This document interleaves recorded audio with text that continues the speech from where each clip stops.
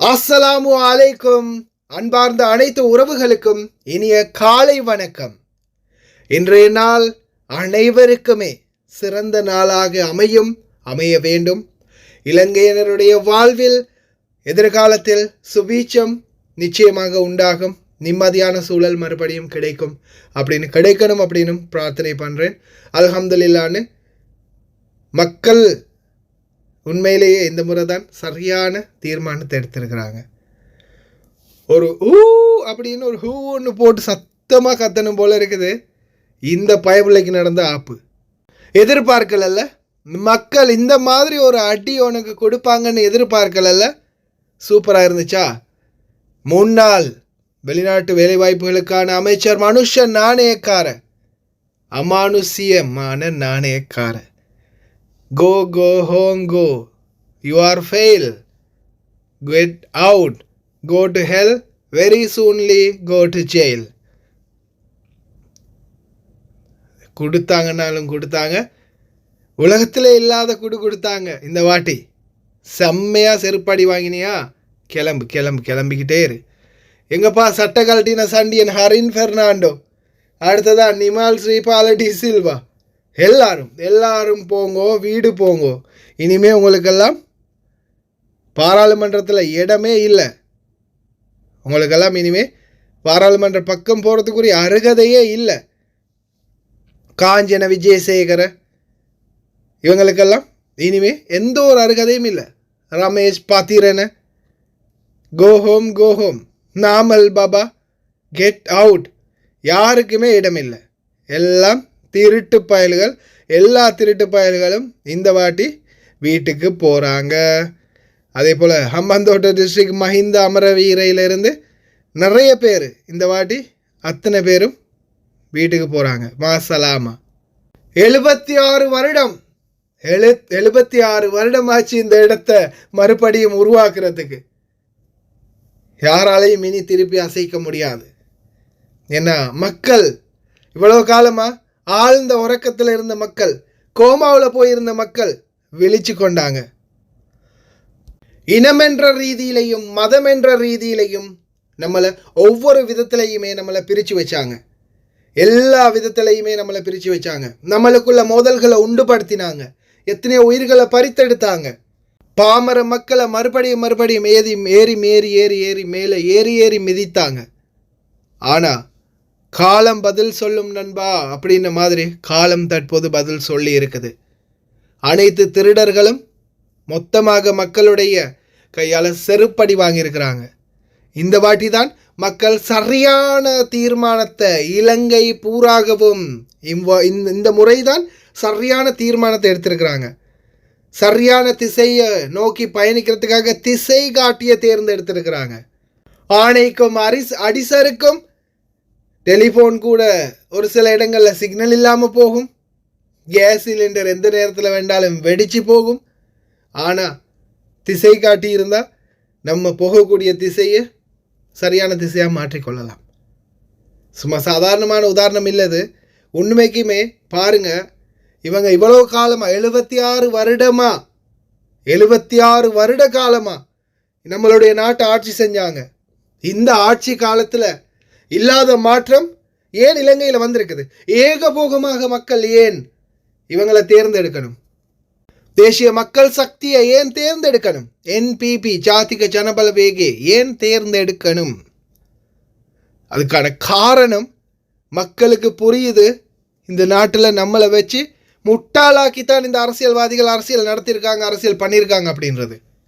2 வருட காலம் மட்டுமே, சாதாரணமாக 2 வருட காலம் ஆட்சி செய்த ரணில் விக்ரமசிங்கைக்கு எங்கே போனாலும் போகிற இடத்துக்கு சமைக்கிறதுக்காக சமையல்காரர்கள் மட்டும், அதுவும் சமையலில் நிபுணத்துவம் வாய்ந்தவங்க 16 பேர், மாஸ்டர் செஃப், டாக்டர் 2 பேர், நர்ஸுங்க, அதே மாதிரி ஆம்புலன்ஸ். யார் நீங்கள்லாம்? என்ன கடவுளா நீங்கள்லாம்? உங்களையெல்லாம் வாழ வைக்கிறதுக்காகவும் உங்களுடைய ஹெல்த்தை மட்டுமே பார்த்துக்கிறதுக்காகவும் நாங்கள்லாம் இங்கேருந்து ரொம்ப கேவலப்பட்டு அசிங்கப்பட்டு அடிபட்டு மிதிப்பட்டு கஷ்டப்பட்டு இந்த வெளிநாடுகளில் இந்த டாலர் அனுப்புறது. நம்ம இந்த நாடுகளில் படுற கஷ்டம் எல்லாமே நம்ம நாட்டுக்காகவும் நம்ம வீட்டுக்காகவும் சேர்ந்து பட்டிருக்கிறோம். மக்களே, இனிமேல் எல்லா கஷ்டத்துக்கும் ஒரு விடிவு காலம் பிறக்கும்.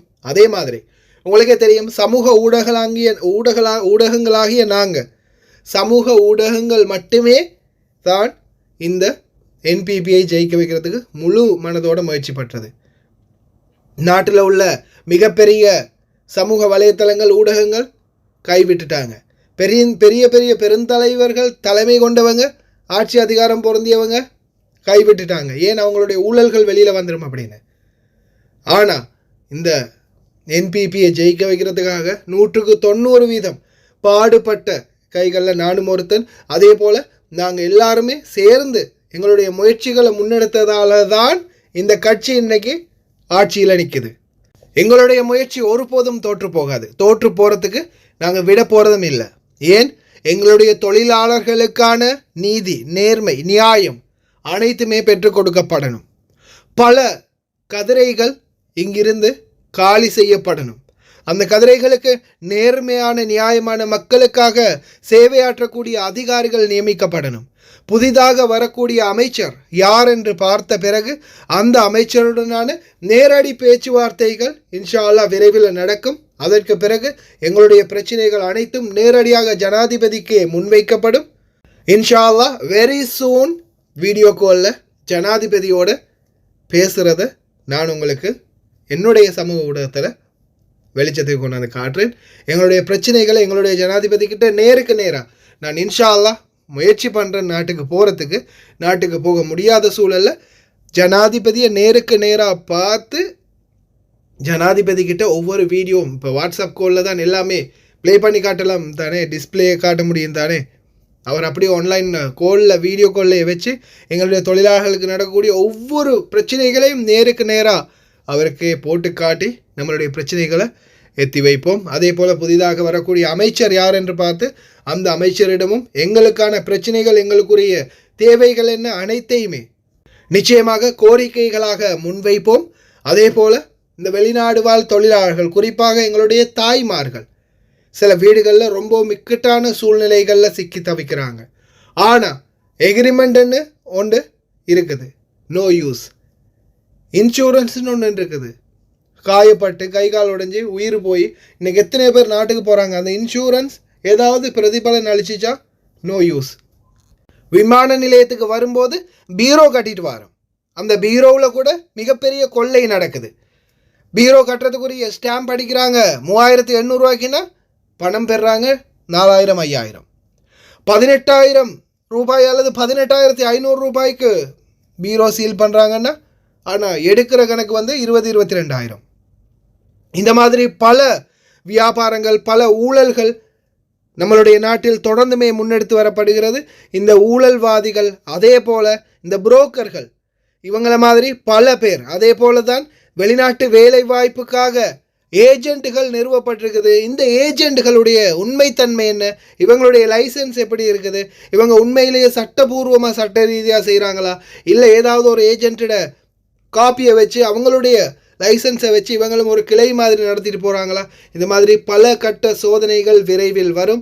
அதற்குரிய முயற்சிகள் எங்களுடைய வெளிநாட்டு தொழிலாளர்கள் சார்பாக, வெளிநாடு தொழிலாளர்களுக்கு ஏற்படக்கூடிய அனைத்து அசௌகரியங்கள், பிரச்சினைகள், தொழிலாளர்கள் முகம் கொடுக்கக்கூடிய பல இன்னல்கள், துன்பங்கள் அனைத்தையுமே நாங்கள் உடனடியாக கண்டறிந்து அதற்குரிய அதிகபட்ச தேவைகள் என்ன, அதற்குரிய செயல்பாடுகள் என்ன, அதை எப்படி செயல்படுத்தணும், அதுக்குரிய எல்லா விடயங்களையும் இன்ஷா அல்லாஹ் விரைவிலேயே நாங்கள் அதெல்லாமே கேதர் பண்ணி இங்கே இப்போ இருக்கக்கூடிய சமூக ஊடகர்கள் சிலர் இருக்கிறோம் இல்லையா, நாங்கள் எல்லாரும் ஒன்று சேர்ந்து நிச்சயமாக தூதரக அதிகாரிகளோடு உட்பட மற்றும் வெளிநாட்டு வேலைவாய்ப்பு பணியகம் உட்பட ஏஜென்ட்டுகள் உட்பட அனைவருடைய வண்டவாளங்களையும் தண்டவாளத்தில் ஏற்ற தயாராக இருக்கின்றோம். இன்ஷா அல்லாஹ் இனி வரும் காலம் இந்த ஆட்சி நல்லாட்சியாக அமையணும். அதே போல் மக்கள் எதிர்பார்த்த மாதிரியே மக்களுடைய பிரச்சனைகளுக்கு நிச்சயமாக தீர்வு கிடைக்க போகாமல் எங்கேயுமே போகிறதில்லை. கிடைக்கிறதுக்குரிய ஏற்பாடுகளை நிச்சயம் நாங்கள் பண்ணுவோம்.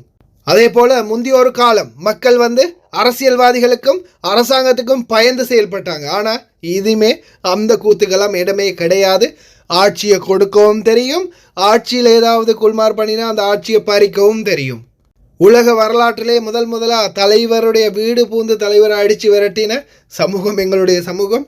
இனிமே எந்த ஒரு அரசியல்வாதியும் அரசியல் சாணக்கியர்களும் வாலாட்ட முடியாது. நிச்சயமாக இனி வரும் காலங்களில் மக்களுக்கான சேவைகள் தொடர்ந்து நடைபெறும் வரைக்கும் எங்களுடைய இந்த சமூக ஊடக போராட்டங்கள் தொடரும். அதே போல் நிச்சயமாக இனி வரும் காலங்களில் யார் என்ன தவறு செஞ்சாலும் சரி, பப்ளிக்காக அவங்க செய்கிற தவறை பப்ளிக்காக சாராயம் விற்கிற உயர்மட்ட அதிகாரிகளில் இருந்து, இந்த நாட்டில் தொழிலாளர்களை வைத்து சுரண்டி சாப்பிடக்கூடிய சூறையாடக்கூடியவர்களில் இருந்து, இலங்கையில் வெளிநாட்டு வேலைவாய்ப்பு பணியகத்திலிருந்து இந்த பீரோ காசு அறவிடுற ஏர்போர்ட்டில் இருக்கக்கூடிய அதிகாரிகள் முதற்கொண்டு அனைவருடைய வீடியோ, ஆடியோ, ஃபோட்டோ ஆதாரங்களோடு வெளியிடப்படும். நிறைய ஆதாரங்கள் இருக்குது. ஆதாரங்களை சும்மா சமூக ஊடகங்களில் மட்டும் போட்டு வைரல் பண்ணி அதை பப்ளிஷ் பண்ணுறதுல மட்டும் அவங்கள தண்டிச்சிட முடியாது. சரியான நேரத்தில் அவங்களுக்கு சரியான தகுந்த தண்டனை வழங்கக்கூடிய சூழல் வரும். அந்த நேரத்தில் தான் தண்டனை வழங்கணும். அதற்குரிய முயற்சி நிச்சயமாக நாங்கள் குறிப்பாக என்னுடைய முயற்சியை நான் நிச்சயம் முன்னெடுப்பேன். அல்லாஹ் முந்தி இரண்டாவதாக இறைவன் தந்த உயிர் என்னைக்கு எடுக்கணும், யார கையால் போகணும் அப்படின்றத அந்த இறைவன் தீர்மானிச்சிருப்பான். அந்த இறைவனை தவிர இந்த நாட்டிலேயோ, இந்த நாட்டில் இருந்தாலும் சரி, வெளிநாட்டில் இருந்தாலும் சரி, சொந்த நாட்டில் இருந்தாலும் சரி, எந்த கொம்பனுக்கும் பயப்பட போகிறதில்ல. படைத்த ரப்பில் ஆலமீனுக்கு மட்டுமே தான் பயம், வேறு யாருக்கும் பயம் இல்லை. எது வந்தாலும் பார்த்து கொள்ளலாம் இன்ஷா அல்லாஹ். என்னுடைய அன்பார்ந்த சகோதர சகோதரிகள், தாய்மார்களுடைய ஆதரவு, பிரார்த்தனை இருக்குது. அதே போல் என்னோட அல்லாஹுடைய துணை இருக்குது. ஏன் நான் வேறு யாருக்கும் பயப்படணும்? இன்ஷா அல்லாஹ் எது நடந்தாலும் பார்த்துக்கலாம். ஓகே ஃப்ரெண்ட்ஸ், இன்ஷா அல்லாஹ் தொடர்ந்து இணைந்திருங்க. மேலதிக தகவல்கள் கிடைச்சா நிச்சயமாக அப்டேட் பண்ணுறேன். கடைசி வரைக்கும் பார்த்து எல்லாருக்குமே ரொம்ப நன்றி. தெரியாத நண்பர்களுக்கும் மறக்காமல் ஷேர் பண்ணுங்கள். வீடியோ பிடிச்சிருந்தால் ஒரு லைக் பண்ணுங்கள், சப்ஸ்கிரைப் பண்ணுங்கள். இன்னொரு நல்ல வீடியோவில் சந்திக்கலாம்.